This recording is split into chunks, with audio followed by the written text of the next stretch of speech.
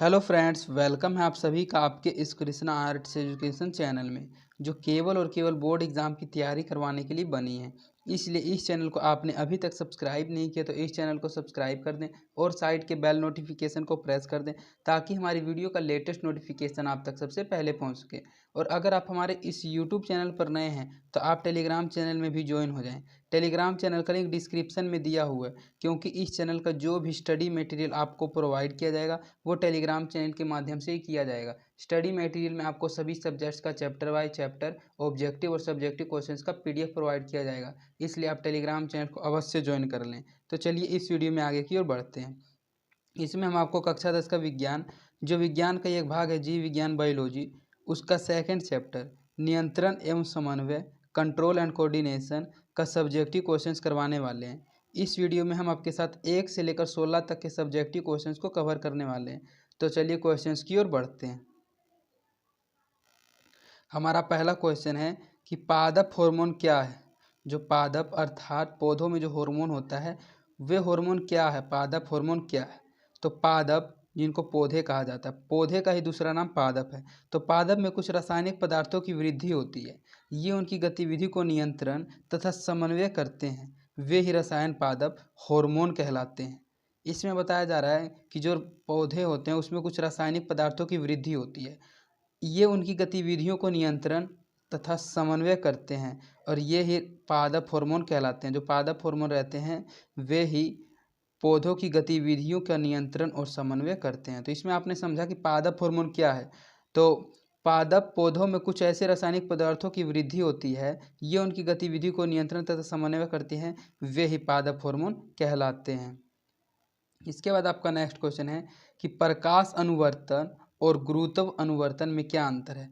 प्रकाश अनुवर्तन और गुरुत्व अनुवर्तन में क्या अंतर है। तो इन दोनों में अंतर बताया गया है। प्रकाश अनुवर्तन, पौधों के शीर्ष प्रकाश की दिशा में अग्रसर होते हैं, इसे प्रकाश अनुवर्तन कहते हैं। जो पौधों का शीर्ष रहता है अर्थात पौधे का ऊपर वाला भाग होता है वह प्रकाश की दिशा में अग्रसर होता है अर्थात आगे बढ़ता है, और इसी को प्रकाश अनुवर्तन कहा जाता है। और गुरुत्वानुवर्तन, प्रकाश के जड़ गुरुत्वाकर्षण की दिशा में अग्रसर होते हैं, इसे गुरुत्वानुवर्तन कहा जाता है। गुरुत्वानुवर्तन में गुरुत्वाकर्षण बल का नाम आपने सुना होगा, ग्रेविटेशनल फोर्स। तो ग्रेविटेशनल फोर्स हमेशा ज़मीन की ओर लगता है। तो जो पौधे का जड़ होता है नीचे वाला भाग, वह गुरुत्वाकर्षण की दिशा में अर्थात नीचे की दिशा में अग्रसर होता है, बढ़ता है, और इसे ही गुरुत्वानुवर्तन कहा जाता है। तो इन दोनों के अंतर में आपको सिर्फ इतना समझना है कि पौधे का अगर शीर्ष जो भाग होता है, ऊपर वाला भाग होता है, वह जब प्रकाश की दिशा में ऊपर की ओर अग्रसर होता है, बढ़ता है, तो इसको प्रकाश अनुवर्तन कहा जाता है। और जब पौधे का जड़ गुरुत्वाकर्षण की दिशा में अर्थात नीचे की ओर बढ़ता है तो इसे गुरुत्व अनुवर्तन कहा जाता है। यही इन दोनों में अंतर था कि प्रकाश अनुवर्तन पौधों के ऊपरी शीर्ष वाले भाग में होता है, गुरुत्व अनुवर्तन पौधों के जड़ वाले भाग में होता है। प्रतिवर्ती क्रिया तथा प्रतिवर्ती चाप में अंतर स्पष्ट करें। प्रतिवर्ती क्रिया क्या होती है तथा प्रतिवर्ती चाप क्या होती है, इन दोनों बातों में अंतर स्पष्ट करें। तो प्रतिवर्ती क्रिया वह क्रिया है जिसे मेरु रज्जु नियंत्रित करता है। प्रतिवर्ती क्रिया वह क्रिया है जिसे मेरु रज्जु नियंत्रित करता है, तथा यह क्रिया हमारी इच्छा से नियंत्रित नहीं होती है। इसके विषय में हम सोच नहीं सकते। जो प्रतिवर्तित क्रिया है वह मेरु रज्जु नियंत्रित करता है, और यह जो प्रतिवर्ती क्रिया होती है वह हमारी इच्छा से नियंत्रित नहीं होती है, और इसके विषय में हम सोच भी नहीं सकते हैं। लेकिन जो प्रतिवर्ती चाप होता है वह न्यूरॉनों में आवाज संचरण की एक निश्चित पथ में होता है, और इस पथ को प्रतिवर्ती चाप कहते हैं। तो प्रतिवर्ती क्रिया तो वह क्रिया होती है जिसे मेरुरज्जु नियंत्रित करता है, तथा यह क्रिया हमारी इच्छा से नियंत्रित नहीं होती है, और इसके विषय में हम सोच भी नहीं सकते हैं। और प्रतिवर्ती चाप क्या होता है। तो प्रतिवर्ती चाप जो होता है वह न्यूरॉनों में आवेग संचरण एक निश्चित पथ में होता है, और इस पथ को ही प्रतिवर्ती चाप कहते हैं। जो न्यूरॉन होता है उसमें एक आवेग संचरण होता है, और वह आवेग संचरण एक निश्चित पथ में होता है, और यह जो निश्चित पथ होता है इसी निश्चित पथ को प्रतिवर्ती चाप कहा जाता है। और प्रतिवर्ती क्रिया आप समझ गए होंगे कि प्रतिवर्ती क्रिया को मेरु रज्जु नियंत्रित करता है, तथा यह क्रिया हमारी इच्छा से नियंत्रित नहीं होती है, और इसके विषय में हम सोच भी नहीं सकते हैं। मनुष्य में चीनी के पाचन में कौन सा हार्मोन सहायक होता है।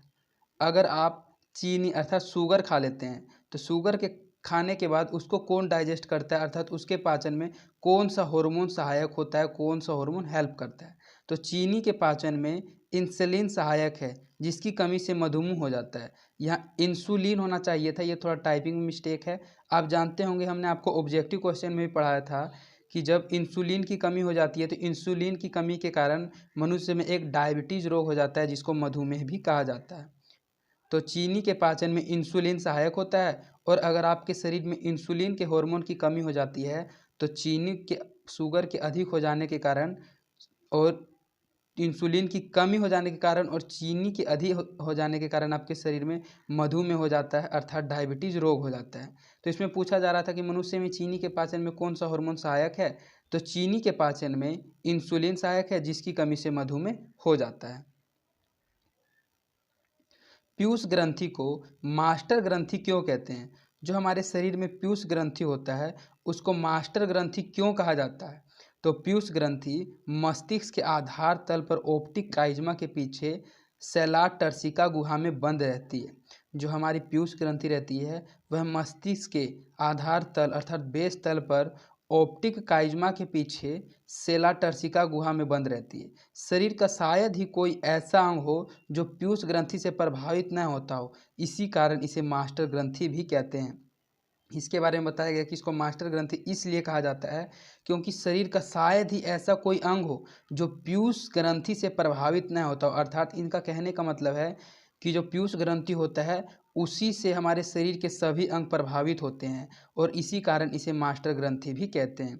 तो पीयूष ग्रंथि को मास्टर ग्रंथि क्यों कहते हैं? तो इसको मास्टर ग्रंथि कहने का कारण है कि पीयूष ग्रंथि मस्तिष्क के आधार पर ऑप्टिक काइज्मा के पीछे सेलार टर्सिका गुहा में बंद रहती है। यह पीयूष ग्रंथि कहाँ रहती है उसका जगह बता दिया गया है, और शरीर का शायद ही कोई ऐसा अंग हो जो पीयूष ग्रंथि से प्रभावित न होता हो, इसी कारण इसे मास्टर ग्रंथि भी कहते हैं। तो यही कारण है इसको मास्टर ग्रंथि कहने का।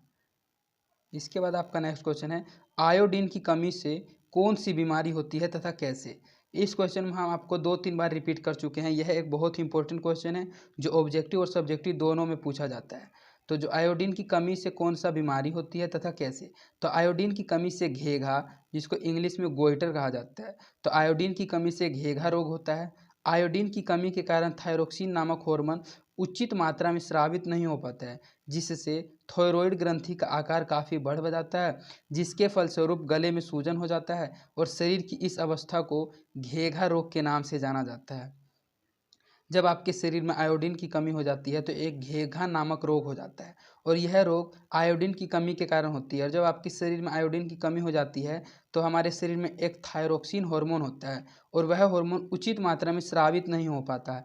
और जब वह हार्मोन उचित मात्रा में स्रावित नहीं हो पाता है तो जो हमारा थायरॉइड होता है, हमारा गला होता है, उस थायरॉइड ग्रंथि का जो आकार होता है वह काफ़ी बढ़ जाता है, अर्थात जो हमारा गला होता है वह फूल जाता है, उसमें सूजन हो जाता है, और शरीर की इसी अवस्था को घेघा रोग कहा जाता है। और यह जो घेघा रोग होता है यह ज़्यादातर महिलाओं में होता है। तो आयोडीन की कमी से कौन सी बीमारी होती है तथा कैसे? तो इसमें आप समझ गए होंगे कि आयोडीन की कमी से तो सबसे पहले घेघा रोग होता है, और यह बहुत बार ऑब्जेक्टिव क्वेश्चंस में भी आपसे पूछा जाएगा, इसलिए आपको अच्छे से ध्यान रखना है कि आयोडीन की कमी से घेघा रोग होता है। और आपने पिछले क्वेश्चन में पढ़ा कि इंसुलिन की कमी से कौन सा रोग होता है, तो इंसुलिन की कमी से डायबिटीज़ अर्थात मधुमेह रोग होता है, और आयोडीन की कमी से घेघा रोग होता है। तथा यह कैसे होता है? तो इसके न होने का कारण आपको बता दिया गया है कि अगर आयोडीन का कमी हो जाता है आपके शरीर में तो आपके शरीर में एक थायरोक्सिन नामक हार्मोन होता है, और जब आयोडीन की कमी होती है तो थायरोक्सिन हार्मोन उचित मात्रा में स्रावित नहीं हो पाता है, जिससे थायरॉइड ग्रंथि का आकार काफ़ी बढ़ जाता है, जिसके फलस्वरूप गले में सूजन हो जाता है, और शरीर की इसी अवस्था को घेघा रोग के नाम से जाना जाता है। तो आप अच्छे से इस क्वेश्चन को समझ गए होंगे। इसके बाद आपका नेक्स्ट क्वेश्चन है, गुरुत्व अनुवर्तन का प्रदर्शन चित्र के द्वारा करें। जो गुरुत्व अनुवर्तन होता है, जो हमने आपको पहले पढ़ाया है, गुरुत्व अनुवर्तन और प्रकाश अनुवर्तन। तो गुरुत्व अनुवर्तन में तो आपने पढ़ा था कि गुरुत्वाकर्षण की ओर अग्रसर होता है अर्थात नीचे की ओर बढ़ता है तो उसको गुरुत्व अनुवर्तन कहते हैं, और जब किसी पौधे का शीर्ष ऊपर की ओर अर्थात प्रकाश की दिशा में अग्रसर होता है तो उसे प्रकाश अनुवर्तन कहते हैं। तो ये जो गुरुत्व अनुवर्तन का प्रदर्शन होता है उसको चित्र के द्वारा बताएं, अर्थात किसी फिगर के द्वारा बताएं। तो पौधे की वह गति जो पृथ्वी के गुरुत्वाकर्षण की दिशा में होती है उसे गुरुत्व अनुवर्तन कहते हैं, जो आपने पहले ही पढ़ लिया था। और इसके फिगर में आपको बताया गया कि किसी गमले में किसी पेड़ को लगा दिया गया, और यह जो इसका गुरुत्व अनुवर्तन है, देखिए आप, जड़ इसका जो निकलना जा रहा है और गुरुत्वाकर्षण की ओर बढ़ता जा रहा है, यह इसका धनात्मक गुण अनुवर्ती होता है। और जो यह ऊपर की ओर जाता है इसको धनात्मक प्रकाश अनुवर्तन कहते हैं और ऋणात्मक गुरुत्व अनुवर्ती के नाम से भी जाना जाता है। तो यह जो चित्र है यह गुरुत्व अनुवर्तन का प्रदर्शन का चित्र है। तो इसमें आपको गुरुत्व अनुवर्तन प्रदर्शन किस प्रकार होता है उसको बता दिया गया है कि जो गमला होता है, अर्थात अगर आप किसी पेड़ को लगा देते हैं तो उसका जो जड़ होता है वह जमीन के नीचे की ओर बढ़ता है, उसी को गुरुत्व अनुवर्तन कहा जाता है। प्यूटरी ग्रंथि, प्यूटरी ग्रंथि के मध्य पिंडक से कौन सा हार्मोन स्रावित होता है और इसके क्या कार्य हैं? तो आपके शरीर में एक प्यूटरी ग्रंथि होता है, मानव शरीर में एक प्यूटरी ग्रंथि होता है और पूछा जा रहा है कि इसके मध्य पिंडक से कौन सा हार्मोन स्रावित होता है और उस हार्मोन का क्या कार्य है।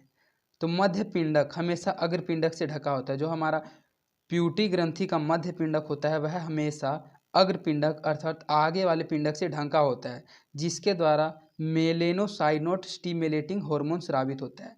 जो हार्मोन होता है उस हार्मोन का नाम है melanocyte stimulating, melanocyte stimulating hormone जो होता है यह प्यूटरी ग्रंथि के मध्य पिंडक से स्रावित होता है। और इसका क्या कार्य है? तो यह शरीर के रंग को निर्धारित करता है, अर्थात आपका शरीर काला है गोरा है, इसी बात को जो निर्धारित करता है वह मेलेसोनाइट स्टिमुलेटिंग हार्मोन इस बात को निर्धारित करता है कि शरीर का रंग कैसा है। तो इसमें पूछा जा रहा था कि प्यूटरी ग्रंथि के मध्य पिंडक से कौन सा हार्मोन स्रावित होता है और इसके क्या कार्य हैं। तो इसमें आपने समझा कि प्यूटरी ग्रंथि के मध्य पिंडक से जो हार्मोन स्रावित होता है उस हार्मोन का नाम है मेलेनोसाइट स्टिमुलेटिंग हार्मोन। और इसका कार्य क्या क्या है? तो यह शरीर के रंग को निर्धारित करता है और यह कहाँ होता है? तो यह मध्य पिंडक हमेशा अग्र पिंडक से ढका होता है। इसके बाद आपका नेक्स्ट क्वेश्चन है, मादा में प्रसव के समय कौन सा हार्मोन स्रावित होता है और इसका क्या कार्य है। जब मादा में प्रसव होता है तो उसके समय कौन सा हार्मोन उनके शरीर में स्रावित होता है और उसका कार्य क्या होता है। तो मादा में प्रसव से पूर्व रिलैक्सिन नामक हार्मोन स्रावित होता है। यह नॉन स्टीरॉयड हार्मोन है जो प्यूबिक सिम्फेसिस को रिलैक्स करता है। जो मादा में प्रसव के समय अर्थात प्रसव से पूर्व पहले एक रिलैक्सिन नामक हार्मोन स्रावित होता है और यह जो हार्मोन होता है यह नॉन स्टीरॉयड हार्मोन होता है और यह हार्मोन जो प्यूबिक सिम्फेसिस को रिलैक्स करता है, इसका कार्य यह होता है कि यह प्यूबिक सिम्फेसिस को रिलैक्स करता है अर्थात आराम देता है। तो हार्मोन इसमें पूछा जा रहा था, तो सबसे जो मेन इसमें क्वेश्चन होता है हार्मोन। आपको हार्मोन अच्छे से ध्यान में रखना है कि मादा में प्रसव के समय कौन सा हार्मोन स्रावित होता है। तो उस हार्मोन का नाम है रिलैक्सिन हार्मोन। इसका कार्य क्या है? तो इसका कार्य है कि यह प्यूबिक सिम्फेसिस को रिलैक्स करता है। और इसका एक अन्य काम भी बता दिया गया है, एक अन्य गुण भी बता दिया गया है कि यह जो हार्मोन होता है यह नॉन स्टीरॉयड हार्मोन होता है। रक्त में, यहाँ रक्त होना चाहिए था, ये थोड़ा मिस्टेक है। रक्त में ग्लूकोज की मात्रा को नियंत्रित करने वाला हार्मोन किस ग्रंथि द्वारा स्रावित होता है। जो हमारा रक्त होता है उसमें ग्लूकोज की मात्रा को नियंत्रित करने वाला जो हार्मोन होता है वह किस ग्रंथि द्वारा स्रावित होता है, ग्रंथि का नाम पूछा जा रहा है। तो रक्त में ग्लूकोज की मात्रा को नियंत्रित करने वाला हार्मोन अग्नाशय में विशिष्ट प्रकार की कोशिकाओं के समूह लैंगरहेज की कोशिकाएं, लैंगरहेज की द्वीपिकाएं इसलेट्स ऑफ लैंगरहैंस द्वारा स्रावित होते हैं। तो इस जो ग्रंथि का नाम बताया गया वह ग्रंथि का नाम है लैंगरहैंस की द्वीपिकाएं और इसका इंग्लिश में नाम है इजलेट्स ऑफ लैंगरहैंस द्वारा स्रावित होते हैं। तो इसमें पूछा जा रहा था कि जो हमारा शरीर में रक्त होता है और रक्त में ग्लूकोज की मात्रा को नियंत्रित करने वाला जो हार्मोन होता है वह हार्मोन किस ग्रंथि द्वारा स्रावित होता है। तो रक्त में ग्लूकोज की मात्रा को नियंत्रित करने वाला हार्मोन अग्नाशय में विशिष्ट प्रकार की कोशिकाओं के समूह लैंगरहैंस की द्वीपिकाएं द्वारा स्रावित होता है। मनुष्य के मस्तिष्क को कितने भागों में बांटा गया है। जो मनुष्य का मस्तिष्क होता है उसको कितनों भागों में बांटा गया है, उसका नाम सहित बताएं। सबसे पहले तो इसके भाग कितने हैं, भाग को बताइए और उनके नाम भी बताइए। तो मनुष्य के मस्तिष्क को 3 भागों में बांटा गया है जो निम्नलिखित है। इसका जो पहला भाग होता है वह होता है अग्र मस्तिष्क, जिसको इंग्लिश में फोर ब्रेन कहा जाता है। दूसरा जो इसका मस्तिष्क होता है वह होता है मध्य मस्तिष्क अर्थात मिड ब्रेन। तीसरा होता है पश्च मस्तिष्क अर्थात हाइंड ब्रेन। तो अग्र मस्तिष्क अर्थात आगे वाला दिमाग, आगे वाला ब्रेन, मध्य मस्तिष्क अर्थात बीच वाला ब्रेन और पश्च मस्तिष्क अर्थात पीछे वाला ब्रेन। तो मनुष्य का जो मस्तिष्क होता है उसको 3 भागों में बांटा जाता है। पहला अग्र मस्तिष्क, दूसरा मध्य मस्तिष्क और तीसरा पश्च मस्तिष्क। पेरुरज्जु आघात में किन संकेतों के आने में व्यवधान होगा? पेरुरज्जु नहीं, यहाँ मेरुरज्जु होना होगा, क्योंकि आप जानते हैं इसके बारे में मेरुरज्जु के बारे में पढ़ा जाता है। तो जो मेरुरज्जु होता है उस आघात में किन संकेतों के आने में व्यवधान होगा? तो मेरुरज्जु आघात के कारण विभिन्न प्रकार के आंतरिक संवेदना या उद्दीपनों को ग्रहण करना मुश्किल हो जाता है। भौतिक, रासायनिक एवं यांत्रिक आदि को ग्रहण कर उसका संवहन शरीर के विभिन्न भागों में असंभव हो जाता है। इसके कारण शरीर में कोई प्रतिक्रिया नहीं दे पाती है। तो जो इसमें पूछा जा रहा था कि जो मेरुरज्जु आघात होता है वह किन संकेतों के आने में व्यवधान होगा? तो मेरुरज्जु आघात के कारण जो होता है विभिन्न प्रकार की हमारे शरीर में आंतरिक संवेदनाएं एवं उद्दीपनों को ग्रहण करना मुश्किल हो जाता है, जैसे भौतिक, रासायनिक एवं यांत्रिक आदि को ग्रहण कर और उसका संवहन शरीर के विभिन्न भागों में करना असंभव हो जाता है। इसके कारण जो हमारा शरीर होता है वह किसी प्रकार की कोई प्रतिक्रिया नहीं दे पाती है। मानव शरीर में कैल्शियम फॉस्फोरस सामंजन हेतु आवश्यक 2 हार्मोन का नाम लिखें। जो मानव शरीर होता है उसमें कैल्शियम फॉस्फोरस के समंजन हेतु जो 2 आवश्यक हार्मोन होते हैं जो उसको समंजित करते हैं, उन 2 आवश्यक हार्मोनों का नाम लिखें।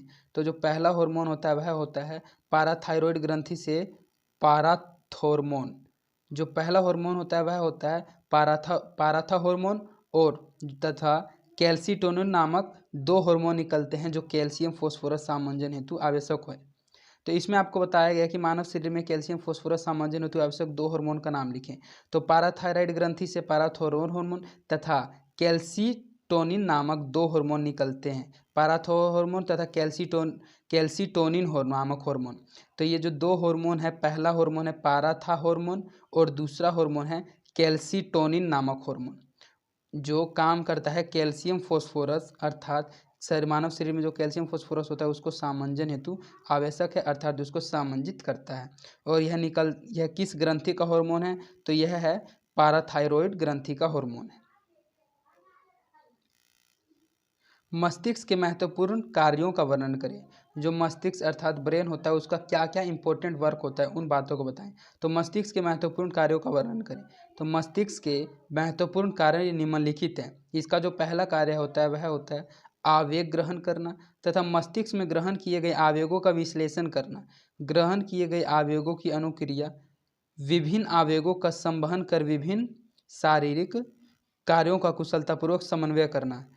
तो जो पहला आपका पॉइंट है आवेग ग्रहण करना तथा मस्तिष्क में ग्रहण किए गए आवेगों का विश्लेषण करना, इसमें आपको बताया गया है कि जब यह किसी बात को ग्रहण करता है और मस्तिष्क में उसका अच्छे से विश्लेषण करता है, उसके बाद अगर किसी बात को ग्रहण करता है तो उसके बाद उसका क्या रिप्लाई मिलना चाहिए, क्या अनुक्रिया होनी चाहिए, उसको वह सोचता है और विभिन्न आवेगों का संबंधन कर विभिन्न सारी कार्यों को कुशलतापूर्वक समन्वय करना, मतलब किस बात से शरीर का क्या अंग क्या कार्य करेगा उसको किस कुशलतापूर्वक समन्वय अर्थात कंट्रोल करना। और इसका जो चौथा कार्य होता है सूचनाओं का भंडारण करना अर्थात डाटा को स्टोर करना। अगर आप किसी बात को सोचते हैं, किसी को याद करते हैं तो वह याद हो जाना। मस्तिष्क में अनेक सूचनाएं चेतना या ज्ञान के रूप में रहती है, इसी कारण मानव मस्तिष्क को चेतना या ज्ञान का भंडार भी कहा गया है। जो मानव का मस्तिष्क होता है उसको ज्ञान का भंडार भी कहा जाता है, क्योंकि बहुत ऐसे ऐसे लोग होते हैं जो अपने मस्तिष्क का यूज कंप्यूटर से भी अधिक कर लेते हैं, क्योंकि जो मानव मस्तिष्क होता है वह चेतना या ज्ञान का भंडार होता है, उसमें आप कितने भी डाटा को स्टोर कर सकते हैं। तो इसका जो चौथा यूज है ये सूचनाओं का भंडारण करना। मस्तिष्क में अनेक सूचनाएं चेतना या ज्ञान के रूप में रहती है, इसी कारणवश मानव मस्तिष्क को चेतना या ज्ञान का भंडार भी कहा गया है। तो ये थे मस्तिष्क के महत्वपूर्ण अर्थात इम्पोर्टेंट वर्क। इसके बाद आपको पढ़ना है पादप में रासायनिक समन्वय किस प्रकार होता है। जो पादप में रासायनिक केमिकल कंट्रोल होता है, केमिकल कोऑर्डिनेशन होता है, वह किस प्रकार होता है। तो पादपों में रासायनिक समन्वय पादप हार्मोन के कारण होता है। जो पादपों में रासायनिक समन्वय होता है वह पादप हार्मोन के कारण होता है। अपने कुछ विशिष्ट भागों को प्रभावित करने के लिए पादप विशिष्ट हार्मोनों को उत्पन्न करते हैं। पादपों में प्रकाश जिस ओर रहेगा उसी दिशा की ओर पररोह बढ़ेगा। जो पादप होता है उसके कुछ विशिष्ट भाग को वह प्रभावित करने के लिए ही पादप विशिष्ट हार्मोनों को भी उत्पन्न करता है, और पादपों में प्रकाश जिस ओर रहता है उसी दिशा की ओर पररोह भी बढ़ता है। पादपों में जलावर्तन और रसायन आवर्तन इस प्रकार होता है। गुरुत्वानुवर्तन जड़ों को नीचे की ओर मोड़कर अनुक्रिया करता है और प्रागनलिका का बीजांड की ओर वृद्धि करना रसायनावर्तन का ही उदाहरण है। तो गुरुत्वानुवर्तन आपने पहले भी पढ़ा है कि गुरुत्वानुवर्तन में जो पौधे का जड़ होता है नीचे की ओर मुड़कर अनुक्रिया करता है, अर्थात नीचे की ओर बढ़ता है, और प्रागनलिका का जो बीजांड होता है उसकी वृद्धि करना रसायन अनुवर्तन का एक उदाहरण है, रसायन अनुवर्तन का। तो इसमें आपने पढ़ा कि पादप में रासायनिक समन्वय किस प्रकार होता है। तो पादप में जो रासायनिक समन्वय होता है उसमें बताया गया कि अपने कुछ विशिष्ट अंगों को अर्थात भागों को प्रभावित करने के लिए पादप विशिष्ट हार्मोन को उत्पन्न करते हैं और पादपों में प्रकाश जिस ओर रहता है उसी ओर दिशा की परिरोह बढ़ती है। पादपों में जल अनुवर्तन रसायन अनुवर्तन इस प्रकार होता है कि गुरुत्वानुवर्तन जड़ के नीचे की ओर मोड़कर अनुक्रिया करता है तथा परागनलिका का बीजांड की ओर वृद्धि करना रसायन अनुवर्तन कहलाता है। एक जीव में नियंत्रण एवं समन्वय के तंत्र की क्या आवश्यकता है। अगर किसी जीव में नियंत्रण एवं समन्वय अर्थात कंट्रोल एंड कोऑर्डिनेशन के तंत्र की क्या आवश्यकता है, क्या महत्वपूर्णता है, तो अंग तंत्रों के विभिन्न अंगों के बीच समन्वय स्थापित करने के लिए नियंत्रण की आवश्यकता होती है। अंग तंत्रों अर्थात जो ह्यूमन ऑर्गन सिस्टम होता है उसके विभिन्न अंगों के बीच समन्वय अर्थात कोऑर्डिनेशन स्थापित करने के लिए नियंत्रण की आवश्यकता होती है, कंट्रोल की आवश्यकता होती है। बिना नियंत्रण के अंगों के कार्य करने का समय एक नहीं होता। अगर नियंत्रण नहीं होगा, कंट्रोल नहीं होगा हमारी बॉडी के अंगों पर, तो उसका जो कार्य करने का समय होगा वह एक नहीं होगा एवं व्यवस्थित ढंग से अपने कार्य का संपादन नहीं कर सकेंगे। अगर कंट्रोलेंस आपके इस बॉडी में नहीं रहेगा तो जो आपका शरीर रहेगा उसका अंग सही ढंग से कार्य का संपादन नहीं कर सकेगा। इसलिए जीवों के विभिन्न अंगों एवं अंग तंत्रों का समन्वय एवं नियंत्रण उनके विभिन्न कार्यों के कुशल संचालन के लिए आवश्यक है। जब वे विभिन्न प्रकार का कार्य करते हैं उस कार्य को कुशल रूप से करने के लिए एवं संचालन के लिए हमारे शरीर में नियंत्रण एवं समन्वय तंत्र की आवश्यकता है। चाहे कोई भी जीव हो, सभी जीव में नियंत्रण एवं समन्वय के तंत्र की आवश्यकता होती है। तो इस प्रकार आपका इस वीडियो में इस चैप्टर का 16 सब्जेक्टिव क्वेश्चंस कंप्लीट करा दिया गया है और यह वीडियो इस चैप्टर का फर्स्ट पार्ट था। इसके बाद इसका नेक्स्ट पार्ट भी लाया जाएगा जिसमें आगे के सब्जेक्टिव क्वेश्चंस को कवर किया जाएगा। और अगर आपने इसका ऑब्जेक्टिव क्वेश्चंस का वीडियो नहीं देखा है तो आप बायोलॉजी ऑब्जेक्टिव क्वेश्चंस के प्लेलिस्ट में जाकर उन ऑब्जेक्टिव क्वेश्चंस को भी देख सकते हैं। और अगर आपको हमारी वीडियोस पसंद आती है तो आप अपने दोस्तों के बीच इन वीडियोस को जरूर शेयर करें और आप हमारे वीडियोस को लाइक भी जरूर करें, इससे हमारा मोटिवेशन बना हुआ रहता है। तो आज के लिए इतना ही, धन्यवाद।